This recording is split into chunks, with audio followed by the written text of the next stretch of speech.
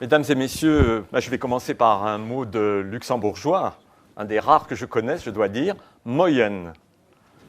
Moyen, ce qui veut dire bonjour en luxembourgeois, et qui est, comme vous pouvez le noter, une déviation assez lointaine de Guten Morgen allemand.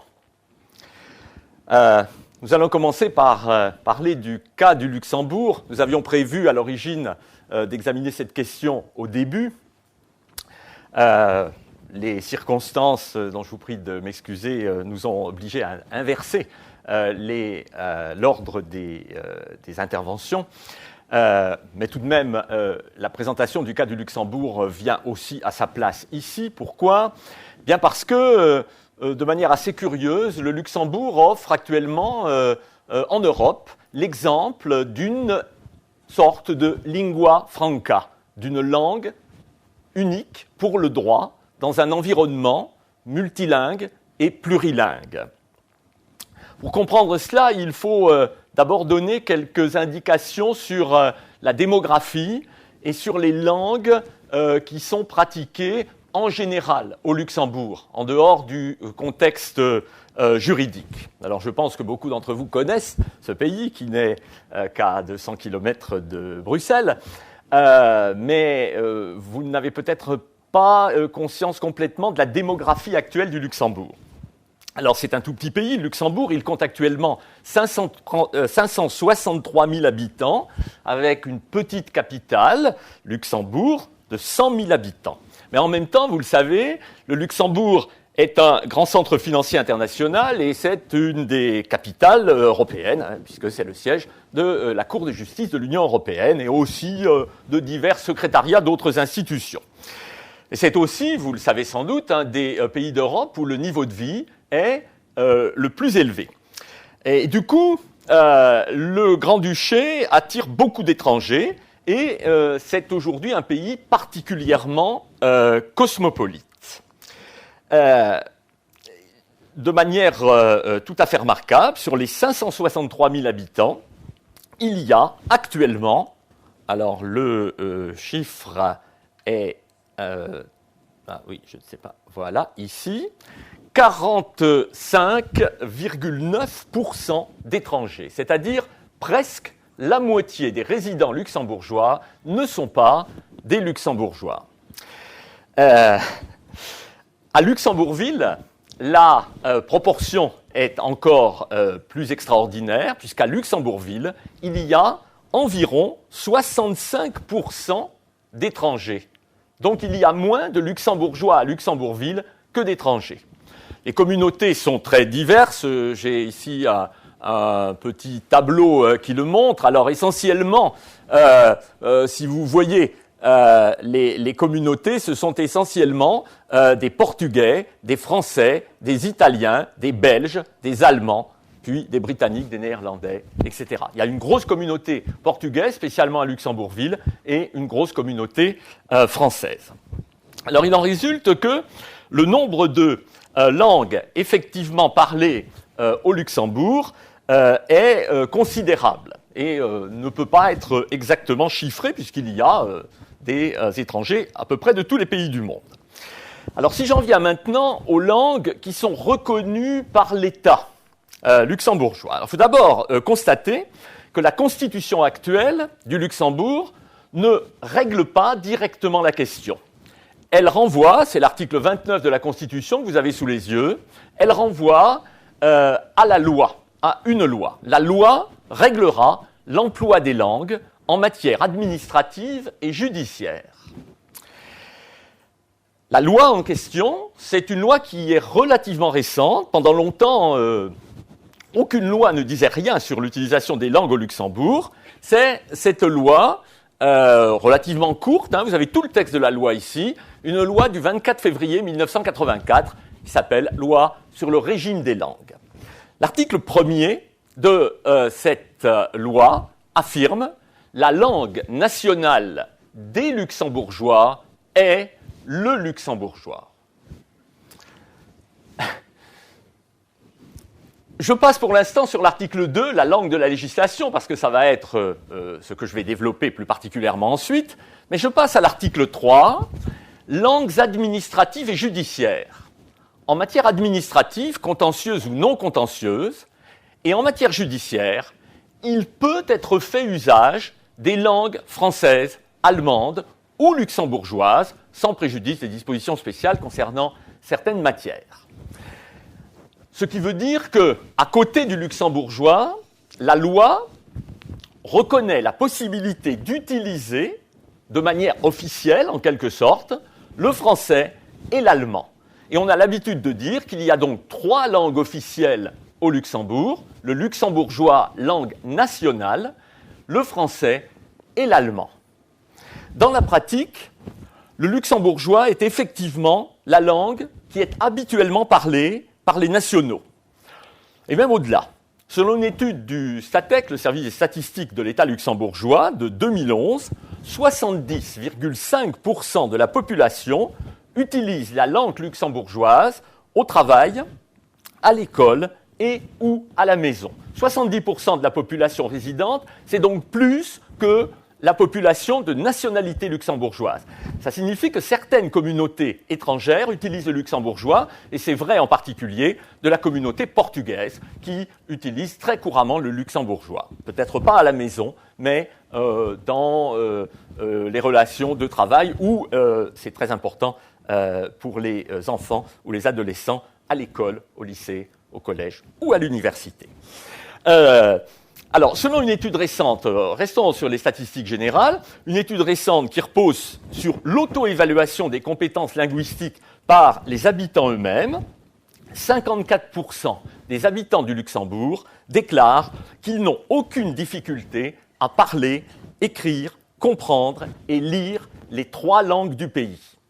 54% des résidents déclarent donc qu'ils sont trilingues. Cependant, 15% de la population déclare être trilingue avec des difficultés en français. Et c'est très important de le noter, puisque nous allons parler ensuite de la langue du droit, qui est, comme vous savez peut-être, le français. Alors, le système scolaire luxembourgeois est censé favoriser la connaissance des 3 langues. C'est un système scolaire très intéressant à observer sur le plan linguistique, car l'école commence en luxembourgeois, plus exactement la maternelle, ce qui est l'équivalent de la maternelle. Tout se passe en luxembourgeois, les enfants parlent en luxembourgeois, la maîtresse ou le maître parle en luxembourgeois. Puis quand on arrive à l'apprentissage de la lecture se fait en allemand. Et à ce qui correspond à ce que je connais en France sous le nom d'école primaire, on utilise prioritairement l'allemand. Le français est introduit progressivement et devient une langue d'enseignement à partir du collège. Et donc, en théorie, les enfants qui sortent du cycle scolaire sont censés pratiquer ces 3 langues, le français, l'allemand et bien sûr le luxembourgeois qu'ils parlent à la maison. Alors c'est important de le noter par rapport à nos débats. On a parlé beaucoup de multilinguisme et c'est vrai qu'au Luxembourg, il y a un multilinguisme entendu comme la coexistence sur un même territoire de pratiques de langues différentes. Il y a cela au Luxembourg. Mais il y a plus que le multilinguisme, il y a aussi ce que les linguistes appellent le plurilinguisme. Le plurilinguisme, c'est l'utilisation de plusieurs langues par un même locuteur, par une même personne. Et au Luxembourg, au multilinguisme s'ajoute le plurilinguisme de la majeure partie de la population qui parle donc ces 3 langues. Et pour vivre au Luxembourg depuis quelques années, on peut observer que la pratique des langues au Luxembourg dépend des circonstances. Un luxembourgeois parlera luxembourgeois à la maison, il lira le journal en allemand, il regardera la télévision en luxembourgeois ou en allemand, très rarement en français, mais dans les magasins, au travail, c'est le français qui l'emportera. Donc selon les circonstances sociales, la langue pratiquée est différente. Alors qu'en est-il maintenant de notre sujet à proprement parler, de la langue du droit, dans ce monde à la fois donc multilingue et plurilingue? Alors je reviens à la loi sur les langues que vous avez ici. L'article 2 affirme que langue de législation, les actes législatifs et leurs règlements d'exécution sont rédigés en français. Donc là, il y a un texte qui dit que parmi toutes les langues pratiquées, il y en a une qui est la langue du droit. C'est le français. Alors, cela s'explique évidemment par des raisons historiques. Le Luxembourg, comme la Belgique, a conservé au XIXe siècle le Code civil français, et le Code civil français n'a jamais été traduit, ni en luxembourgeois, ni en allemand. Et le Luxembourg a importé également de France d'autres codes, comme le code de commerce, les codes de procédure, et ces codes sont restés dans leur état d'origine. Et par la suite, l'habitude a été prise de rédiger les lois en français, de les rédiger d'abord en français, alors même que, dans la période récente au moins, les lois ne sont plus nécessairement toutes inspirées du droit français. Certaines sont plus inspirées, par exemple, du droit allemand, et néanmoins, elles sont rédigées en français. Il faut tout de même signaler que cette pratique actuelle a connu, jusqu'à la Deuxième Guerre mondiale, un certain infléchissement. Jusqu'à la Deuxième Guerre mondiale, le mémorial du Grand-Duché du Luxembourg, qui est donc le recueil de publications officielles des lois et des arrêtés grand-ducaux, des décrets et des règlements grand-ducaux au Luxembourg, était publié d'une manière bilingue, selon une formule que vous connaissez maintenant en Belgique. Première colonne en français, deuxième colonne en allemand gothique, comme vous pouvez le noter. Alors, cela dit, ça a complètement disparu après la Seconde Guerre mondiale par réaction contre l'occupation allemande. Et désormais, on ne publie plus les lois qu'en français. Néanmoins, dans cet océan de français législatif, il faut noter deux îlots germanophones. Assez curieusement, il y a deux domaines où la loi, ou ce qui en tient lieu, est publié en allemand et pas en français. D'une part, c'est un peu anecdotique mais plutôt amusant, le pacte de famille de la maison de Nassau. Le pacte de famille de la maison de Nassau, c'est... la maison de Nassau, c'est la maison qui règne actuellement au Luxembourg, et comme c'est une maison d'origine allemande, comme c'est une famille d'origine allemande, ce pacte de famille qui règle le statut des membres de la famille grand-ducale et qui règle aussi l'ordre de succession au trône, donc c'est tout de même un texte important, est rédigé en allemand. Il a été récemment modifié par le grand-duc agissant seul, et le texte qui a été diffusé est un texte exclusivement en allemand, sans aucune traduction. Autre îlot de germanophones dans le droit luxembourgeois, beaucoup plus important en pratique et assez étonnant, une partie non négligeable du droit fiscal est rédigée exclusivement en allemand. Pourquoi ? Parce qu'avant la guerre, avant la Deuxième Guerre mondiale, le Luxembourg a importé le droit fiscal allemand. Et cela a été importé en allemand. Et le texte a été d'emblée publié en allemand, au mémorial, en 1936, par exemple, il y a des lois fiscales qui sont publiées exclusivement en allemand, donc pas selon le modèle que je vous ai montré. Et quand elles sont modifiées aujourd'hui, elles le sont, selon les cas, tantôt en allemand, tantôt en français. Ce qui fait que dans un texte en allemand, vous pouvez avoir des articles en français. C'est assez... c'est extraordinaire, mais c'est très significatif de cet accommodement qui règne au Luxembourg entre les langues. Alors, il faut noter, en tout cas, et c'est ça qui est intéressant, c'est que dans ce que je vous ai décrit jusque-là, il n'y a rien en luxembourgeois. Aucun texte n'est rédigé en luxembourgeois. La situation est un peu plus complexe pour les décisions de justice. Alors, la loi de 1984, vous l'avez toujours sous les yeux, cette loi de 1984 ne dit pas explicitement quelle doit être la langue des décisions de justice. Le texte, c'est l'article 3 que je vous ai déjà lu, dit « En matière administrative, contentieuse ou non contentieuse, et en matière judiciaire, il peut être fait usage des langues françaises, allemandes ou luxembourgeoises. Il peut être fait usage, ce qui veut dire que les tribunaux, les juges, sont libres de rédiger leurs décisions dans l'une de ces trois langues. C'est eux qui choisissent, mais en même temps, ils n'ont aucune obligation. Ils n'ont aucune obligation. Et la pratique est à, je dis ça un peu au hasard, 99% de rédiger les décisions en français. De rédiger les décisions en français. Et les juges, lorsqu'ils sont sollicités, cela arrive, de rédiger dans une autre langue que le français, une autre de ces trois langues, en général s'y refusent.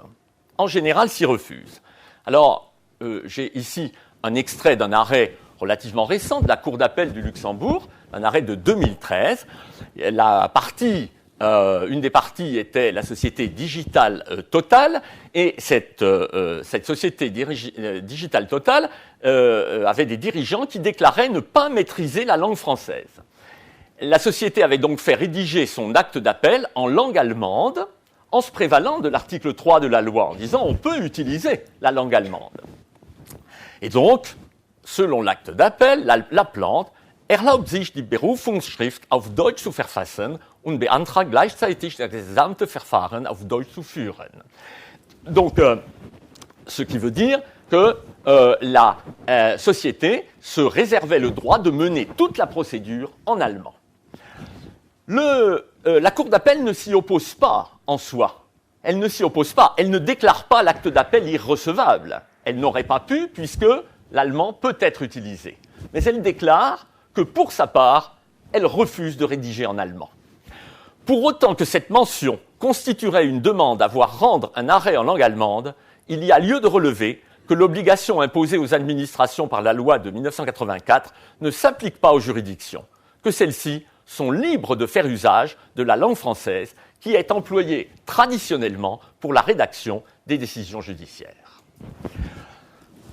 Donc le français domine aussi pour les décisions de justice, même si une avocate qui travaille principalement au tribunal de Diekirch, qui est le deuxième tribunal d'arrondissement de Luxembourg. Diekirch, c'est une petite ville au nord de Luxembourg, donc beaucoup plus implantée dans le milieu luxembourgeois traditionnel.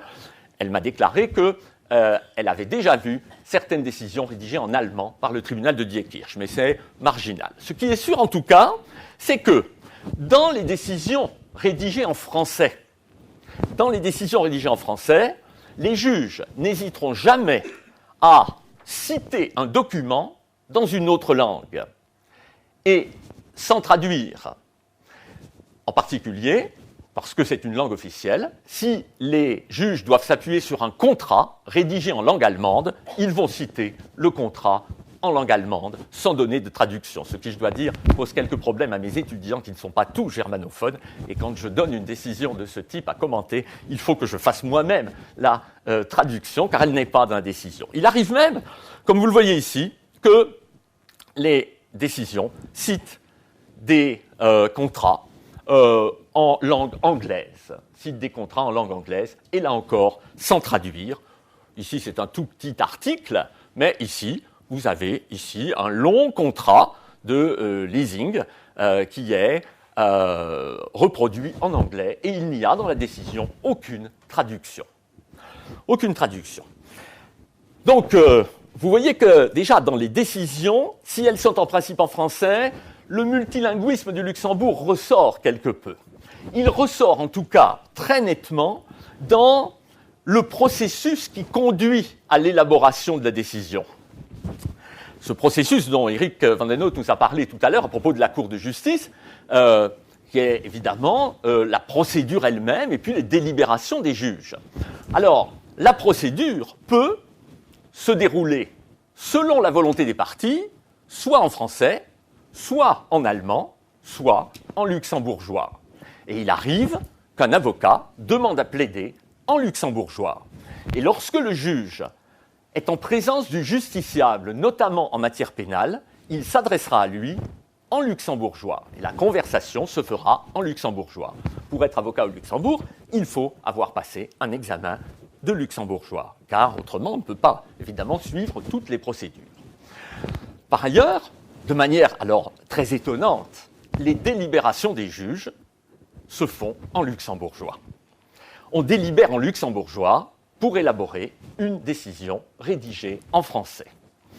Et c'est tout à fait typique de la pratique linguistique au Luxembourg.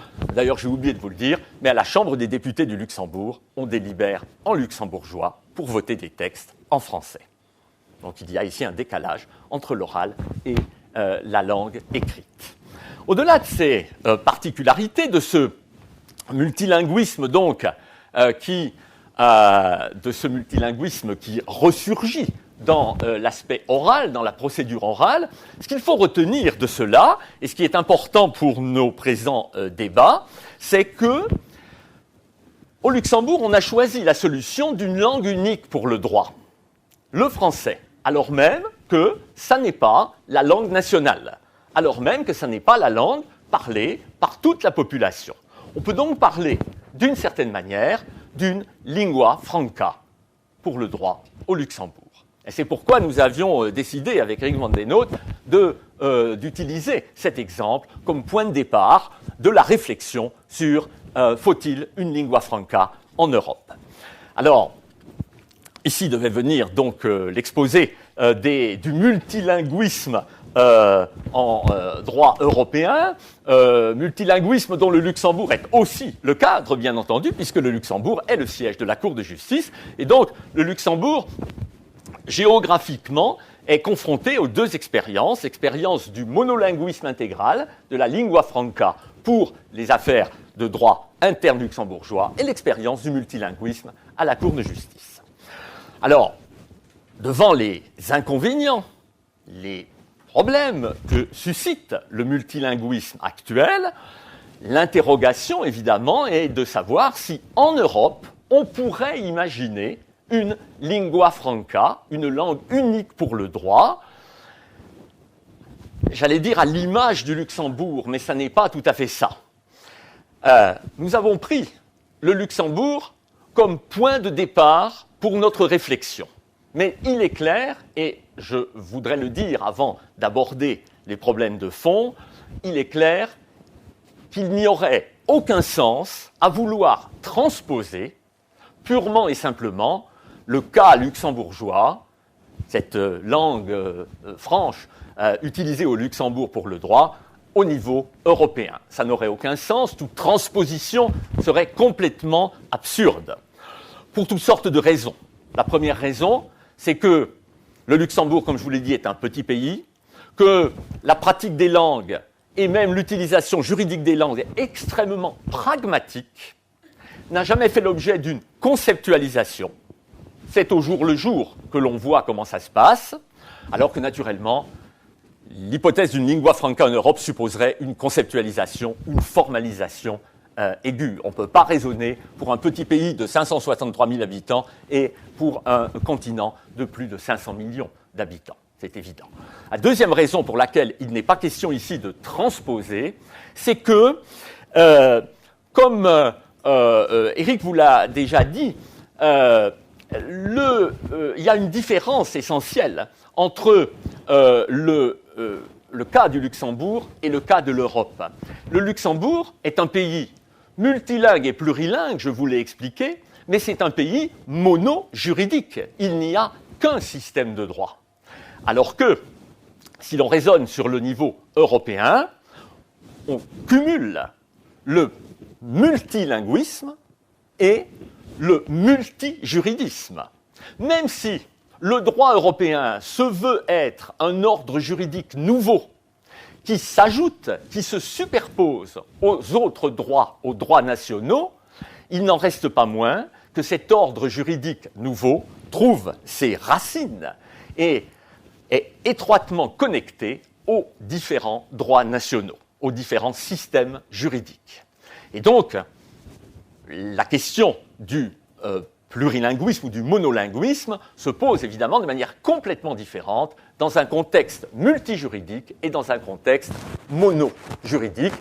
Je vous renvoie à ce que mon collègue ami Mathieu Devina vous a expliqué la dernière fois. sur cette question. Troisième raison pour laquelle on ne peut pas transposer, il n'est pas question de transposition, c'est précisément ce que je vous ai déjà expliqué, à savoir que au Luxembourg, il n'y a pas seulement un multilinguisme, il y a aussi un plurilinguisme. Ce qui signifie que la langue qui a été choisie, plus ou moins volontairement, comme langue du droit, le français, est tout de même une des langues pratiquées par la population.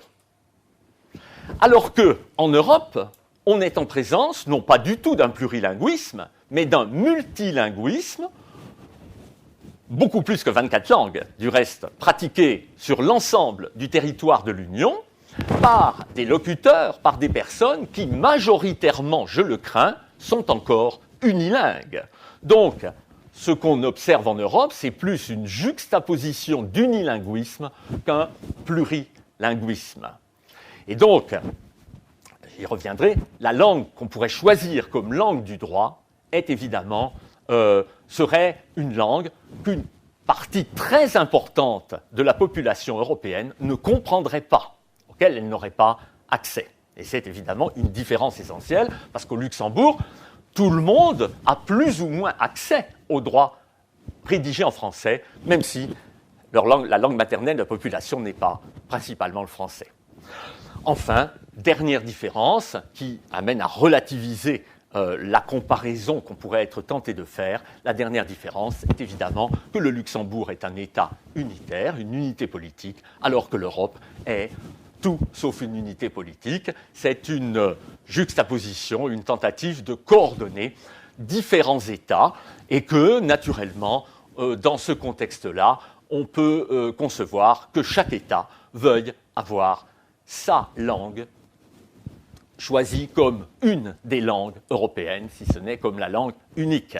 Alors qu'évidemment, le problème ne se pose pas sous cet ordre au Luxembourg. Cela dit, toutes ces différences n'interdisent pas, ces différences, elles interdisent toute transposition, mais elles n'interdisent pas de se servir du cas du Luxembourg comme point de départ, je l'ai dit, pour la réflexion. Et précisément, déjà, le fait de pointer les différences, ça permet de montrer ce qu'il y a de spécifique à l'Union européenne du point de vue des langues.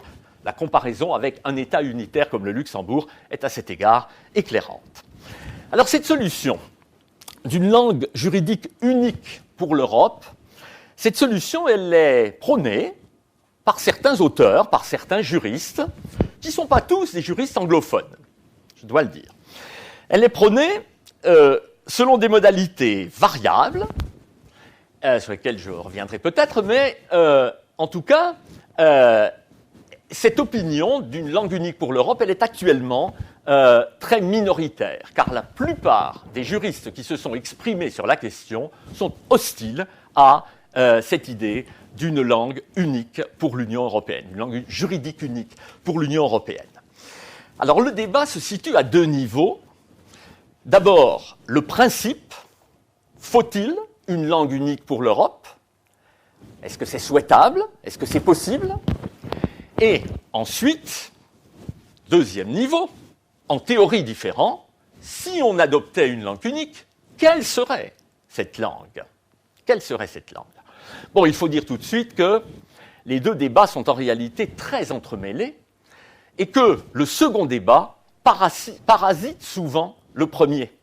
Car, autant le dire tout de suite, Éric van den Noot l'a déjà dit, et si l'on se dirigeait vers une langue unique pour l'Europe, la langue vers laquelle on irait assez naturellement serait l'anglais.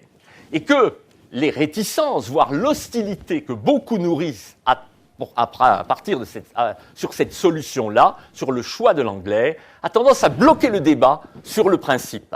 Sans doute que le débat ne serait pas exactement le même si, au moins dans nos pays francophones, si la langue proposée était le français et non pas l'anglais.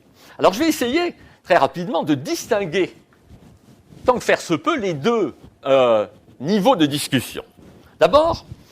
Essayons d'abord, dans un premier temps, très rapidement, de faire abstraction de la langue qui serait choisie et demandons-nous donc si on pourrait envisager, sur le principe, de substituer au multilinguisme qu'Éric van den Noot vous a décrit, une langue juridique unique, quelle qu'elle soit, pour la rédaction des textes et pour les décisions de justice européennes.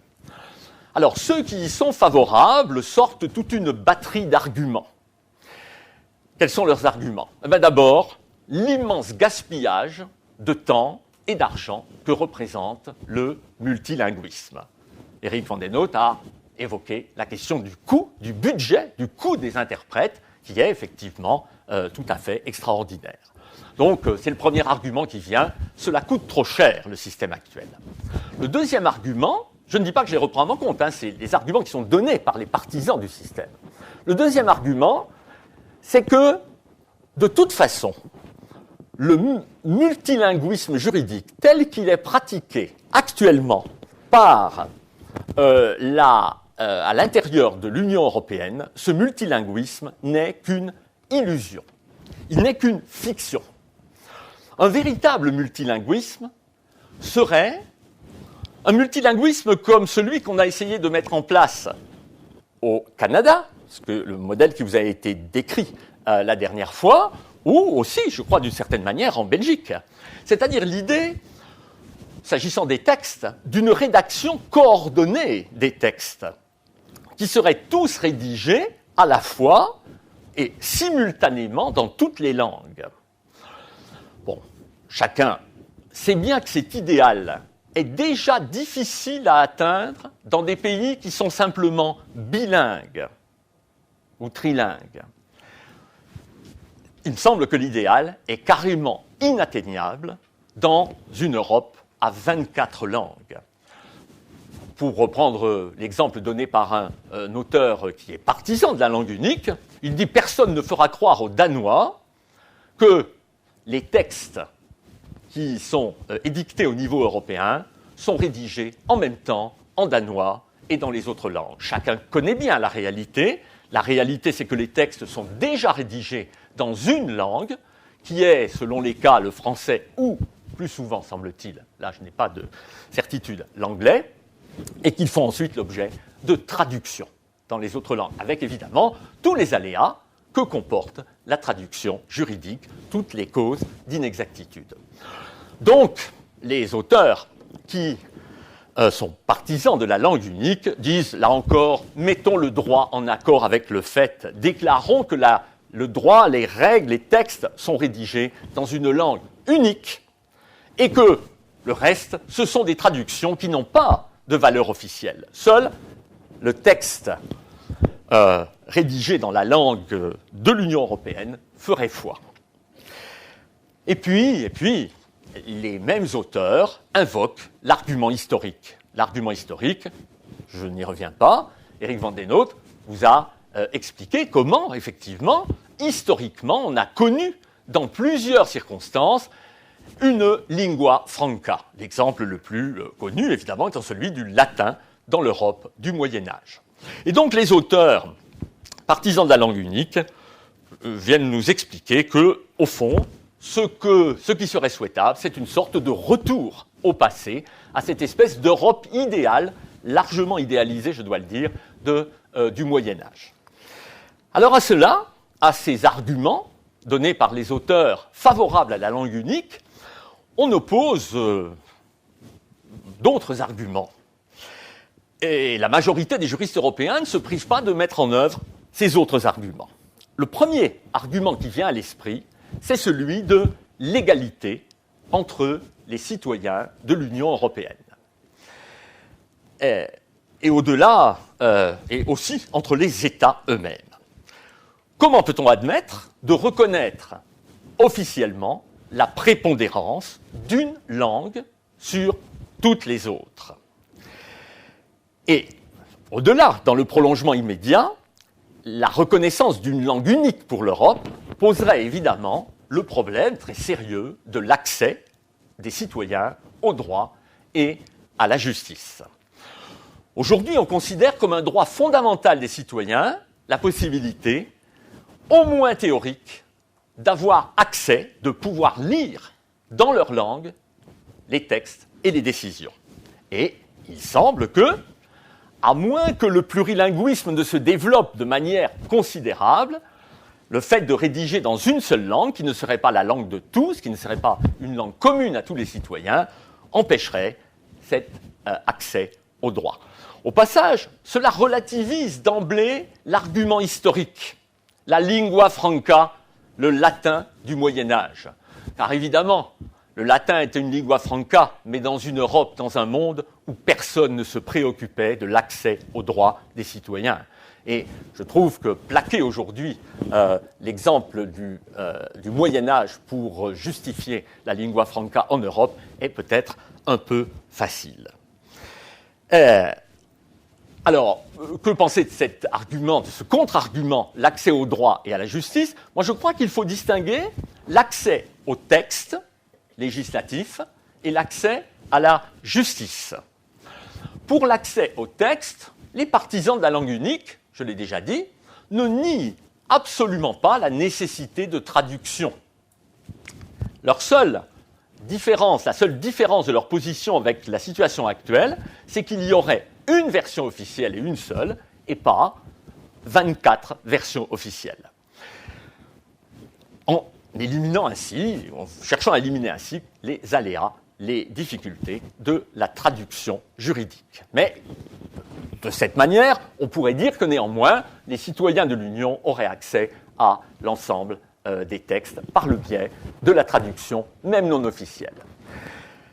En revanche, je crois que pour l'accès à la justice, on ne peut pas se passer du multilinguisme. On ne peut pas se passer du multilinguisme, car quelle que soit la manière dont on tourne les choses, on ne voit pas comment, devant la Cour de justice de l'Union européenne à Luxembourg, on ne voit pas comment on pourrait se passer de l'interprétariat dans les diverses langues pour permettre effectivement à chaque plaideur d'avoir accès au procès.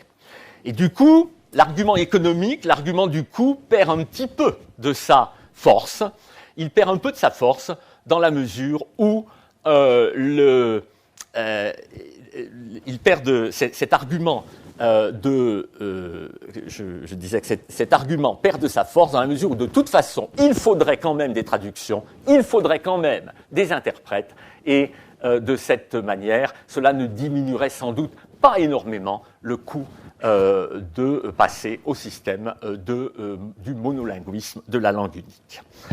Cela dit, au-delà de ces arguments, on va dire économiques, et d'accès au droit, l'essentiel du débat en la matière tourne autour d'une autre question qui a été beaucoup évoquée dans les dernières leçons, dans les précédentes leçons, qui a été aussi évoquée tout à l'heure par Eric van den Noot, qui est la question des difficultés que poserait l'usage d'une seule langue officielle de l'Union européenne face non plus seulement au multilinguisme, mais face au multijuridisme.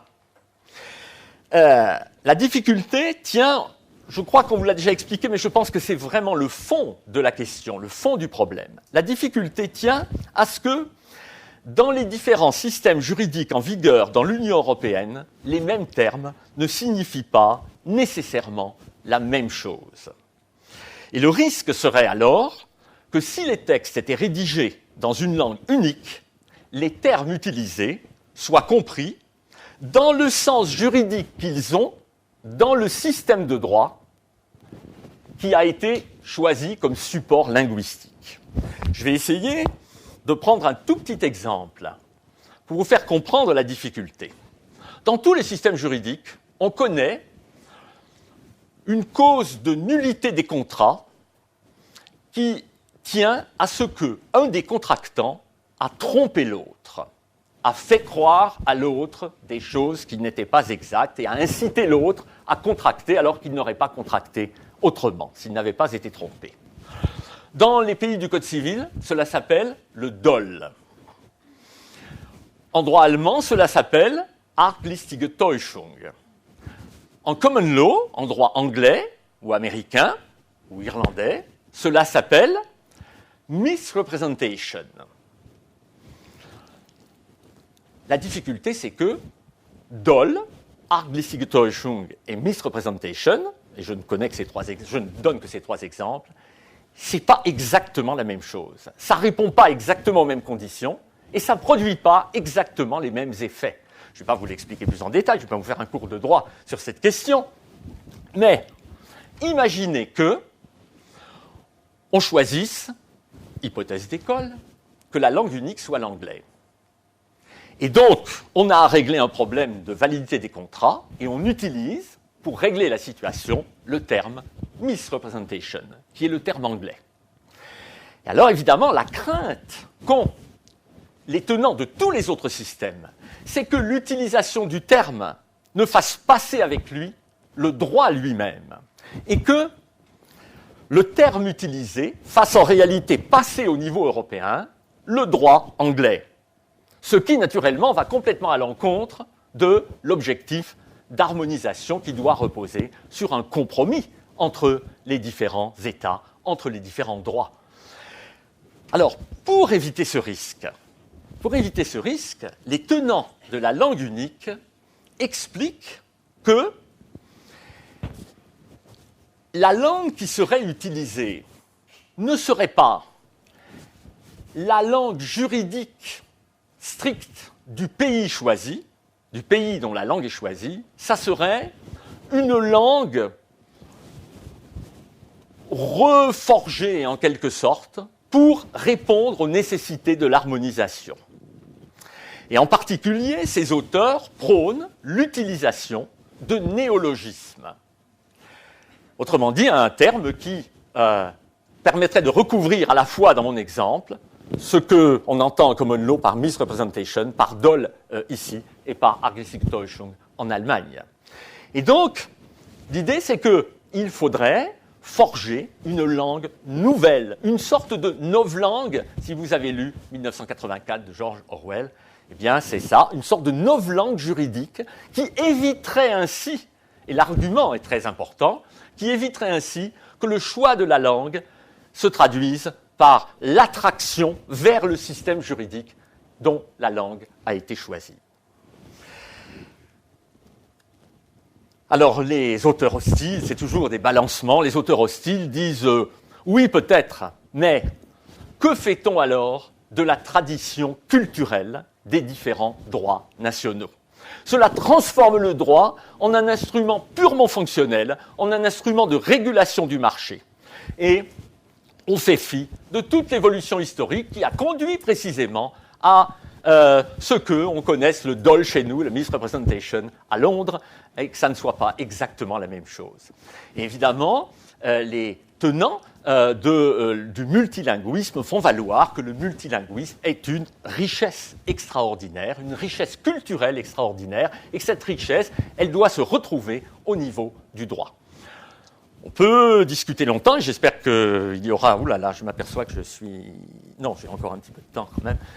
Non, je croyais... je pense qu'il y aura des débats sur ce point. On peut discuter longtemps. La question, c'est de savoir si déjà le droit européen n'est pas un droit qui a été pensé principalement comme un droit du marché. Et évidemment, comme droit du marché, c'est peut-être le système de la langue unique qui serait le plus adapté. Mais évidemment, si l'on veut voir dans le droit européen, si l'on veut faire du droit européen autre chose qu'un droit du marché, alors il faut maintenir le multilinguisme. J'ai essayé de mener la discussion exclusivement pour l'instant sur le terrain du principe. Faut-il ou non une langue unique ? Et maintenant, juste pour terminer, quelle langue si on décidait de choisir une langue unique ? Alors, les auteurs partisans de la langue unique évoquent tout de suite toutes sortes d'hypothèses pour les écarter aussitôt. L'hypothèse, par exemple, d'une langue qui serait extérieure à l'Union européenne. Comme ça, il n'y aurait pas de jaloux. Mais évidemment, ça ne serait pas très réaliste. L'hypothèse du retour du latin. Bon. Ce n'est peut-être pas la bonne période pour cela. L'hypothèse de l'espéranto.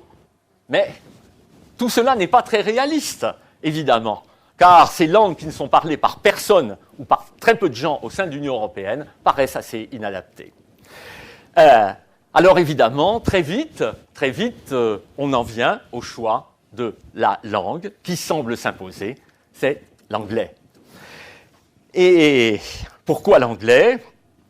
Pourquoi l'anglais ? Eh bien parce que c'est déjà une langue de communication internationale. C'est déjà la langue pratiquée dans les grandes entreprises, celles qui sont actives sur le marché international, c'est déjà la langue pratiquée dans beaucoup de cabinets, de gros cabinets d'affaires, de gros cabinets d'avocats. C'est déjà la langue d'enseignement du droit dans beaucoup d'universités. Toutes les universités qui veulent attirer des étudiants étrangers se mettent à l'enseignement à l'anglais. Une petite, je peux le dire, je pense Eric van den Hout et moi, nous nous sommes connus en participant tous deux, chaque année, depuis 12 ans ou 13 ans, à une summer school à Salzbourg. Le grand maître de cette summer school était là la dernière fois, Michael Reiner.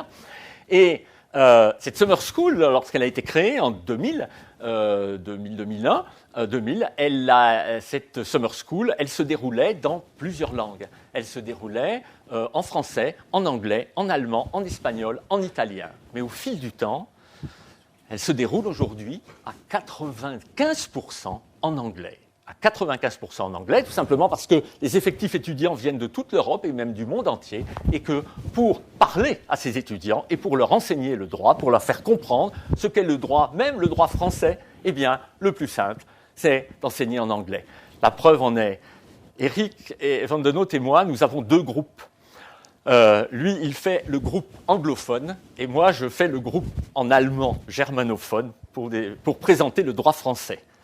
Et eh bien, Eric van den Hout a peut-être 20 fois plus d'étudiants que moi qui suivent son cours que moi en allemand, évidemment, qui est une langue aujourd'hui très, très minoritaire dans l'Union européenne. Donc, tous ces arguments reviennent à dire, il faut mettre le droit en accord avec le fait. L'anglais, c'est déjà la langue de communication internationale. Faisons-en la langue européenne, qui est la langue la plus pratiquée aujourd'hui. Alors évidemment, cette perspective ne réjouit pas du tout tous ceux qui ne sont pas anglophones, et elle ne réjouit pas en particulier les francophones. C'est spécialement du côté des francophones que vont se trouver les oppositions. Pourquoi ? Parce que le français, évidemment, a été cette langue de communication internationale, a été cette langue des élites, a été la langue de la diplomatie, et que les francophones ont beaucoup de mal à accepter la suprématie actuelle de l'anglais. Et puis, il y a la crainte que j'ai exprimée tout à l'heure, mais que j'applique cette fois-ci, que derrière le choix de la langue anglaise, ce soit le choix de la common law, du droit de l'Angleterre et des États-Unis qui s'impose en réalité en Europe. Et beaucoup y verront un signe, une manifestation de la domination économique des États-Unis sur le monde. Alors, pour parer à ces arguments, j'en arrive vraiment à l'extrême fin de mon propos, pour parer à ces arguments, les auteurs partisans de la langue unique reviennent à ce que je vous ai expliqué tout à l'heure, à savoir que l'anglais qui serait choisi ne serait pas l'anglais de Shakespeare ou des Yankees. J'ai trouvé ça sous la plume d'un auteur. Ça serait un nouvel anglais forgé pour la circonstance. Ça serait, au fond, le fameux Global English, que certains appellent même aujourd'hui le Globish, c'est-à-dire l'anglais, langue de communication internationale. Et un Global English qui serait enrichi de néologismes proprement juridiques, comme je vous l'ai expliqué tout à l'heure. Je vais vous citer un auteur partisan de cette formule. C'est un auteur, son profil est très intéressant, c'est un professeur de droit français. Il était professeur à Lyon et il est maintenant professeur en Louisiane. C'est un comparatiste très connu, Olivier Moreto, et dans un article, il prône l'anglais comme langue unique, alors qu'il est lui-même francophone. Et il explique qu'il s'agirait non pas de l'anglais de Shakespeare et des Yankees, mais, je le cite, d'un anglais universel, une langue neutre, émasculée, détachée de ses connotations nationales. Un anglais juridique redéfini par les juristes universitaires.